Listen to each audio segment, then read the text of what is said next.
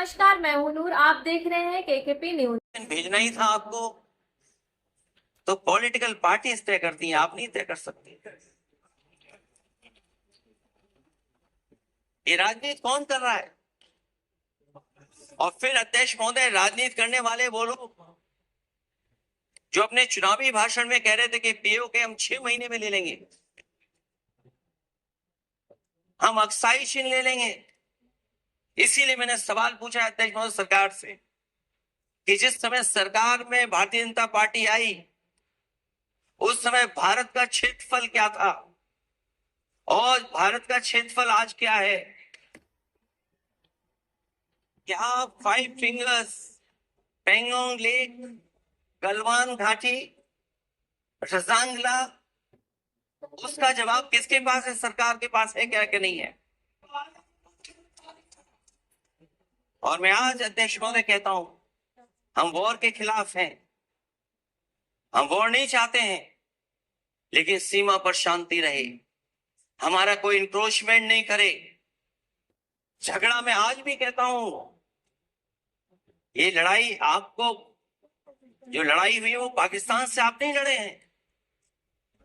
अध्यक्ष महोदय, आप कितना भी छिपना चाहोगे, छिपाना चाहोगे, कोई भी स्वीकार नहीं करेगा।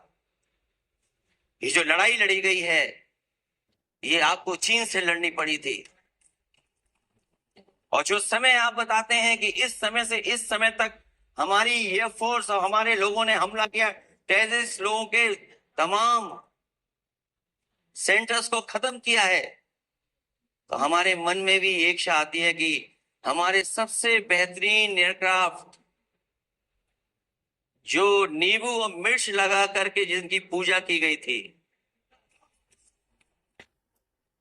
वो कितने उड़े थे?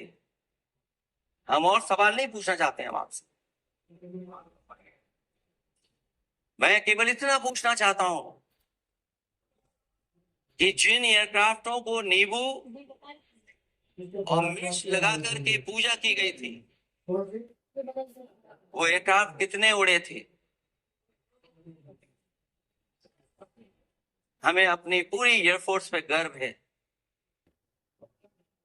इतने बेहतरीन पायलट किसी के पास नहीं है जितने बेहतरीन पायलट हमारे पास हैं।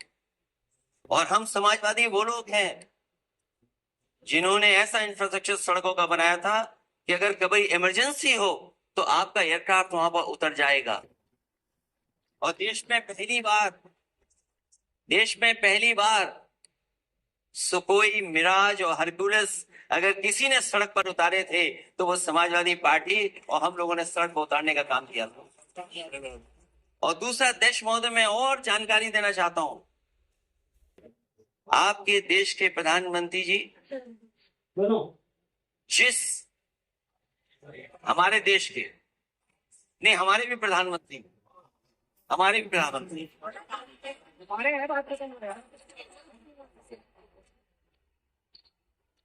अध्यक्ष महोदय, मैं फिर बोलता हूं, अध्यक्ष महोदय, मैं तो आपको बहुत अच्छा मान रहा था कि आप ही मुझे बुलवा के गए थे। मैं फिर बोलता हूं, देखिए प्रधानमंत्री जी की लाइनें हैं ये वाली, मैं दुनिया को मनाने में लगा हूं, मेरा घर मुझसे रूठा जा रहा है। आखिरकार कौन रूठा हुआ है इस देश में? जो हमने देखा इतने दिनों में, प्रधानमंत्री जी डिफेंस मिनिस्टर का भी रोल प्ले कर रहे थे। इसलिए जिस सड़क पर हमारे देश के प्रधानमंत्री जी हरकुलस विमान से उतरे थे, वो हाईवे किसी ने डिजाइन किया था? तो समाजवादी लोगों ने डिजाइन किया। यूपी में तो डिजाइन हो गया एक और, लेकिन देश में क्यों नहीं ऐसी सड़कें बन रही जहां पर इमरजेंसी के समय पर एयरफोर्स इसको इस्तेमाल कर सके?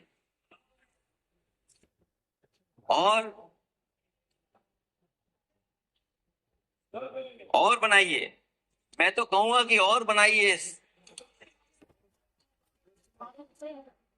और बनाइए, मैं तो कह रहा हूं और जिस तरीके से हमारी सेना ने जो मुकाबला किया है, सीज फायर के बाद भी ड्रोन आ रहे थे, ये भी सरकार को स्वीकार करना पड़ेगा। आखिरकार सवाल ये है हमारा कि सीज फायर किसके दबाव में किया है, और सीज फायर क्यों किया जब हमारी फौज पीड़ितों को भी ले लेती और पाकिस्तान के भी।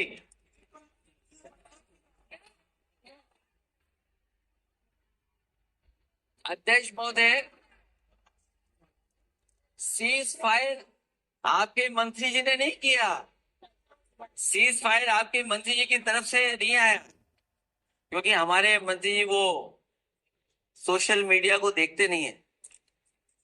सबसे पहले सोशल मीडिया पे बात आई थी, आपको 1 घंटे बाद किसी ने पढ़ के बताया होगा। इसलिए अध्यक्ष महोदय, मैं केवल इतना कहना चाहता हूं अपनी बात खत्म करते हुए, आखिरकार इंटेलिजेंस फेलियर की जिम्मेदारी किसकी है? हमारे भारत का क्षेत्रफल कितना 2014 में था और आज क्षेत्रफल क्या है?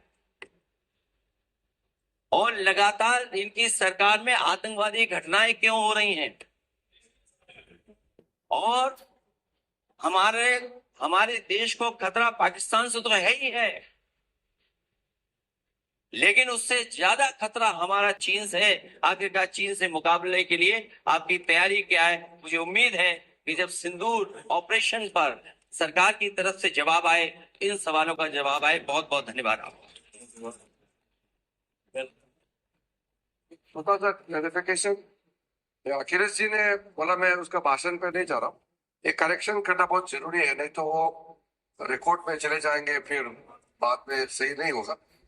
उन्होंने अपना बात रखते समय कहा कि जिस प्रदेश से मैं आता हूँ वहाँ कितने अंदर चीन घुस करके कब्जा करके बैठे हैं, तो मैं रिकॉर्ड बहुत साफ करना चाहता हूँ।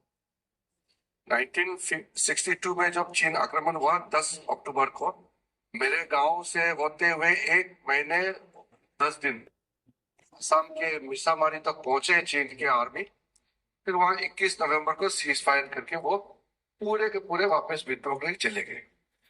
जो जगह चीन ऑक्युपाई करके रखा है असम जिला साइड में लोंगजू, वो 1959 में जब हमारा वहां असम राइफल का कैंप था, 1959 में कैप्चर किया, और उसके अतिरिक्त थोड़ा सा और एक्स्ट्रा जो लिया वो 1962 में कंप्लीट विड्रॉल नहीं। उसके बाद 1962 के बाद वहां मैकमोहन लाइन जमीनी पे रेखा नहीं, इसको LAC कहा जाता है, line of actual control. 1 inch, कई सरकार आए हैं 1962 के बाद अरुणाचल प्रदेश में 1 इंच चाइना ने एक्स्ट्रा ना अंदर घुसा है ना जमीन दिया है, ये रिकॉर्ड क्लियर होना चाहिए। ओके, बड़ी खबरें देखने के लिए बने रहें KKP न्यूज के साथ। धन्यवाद।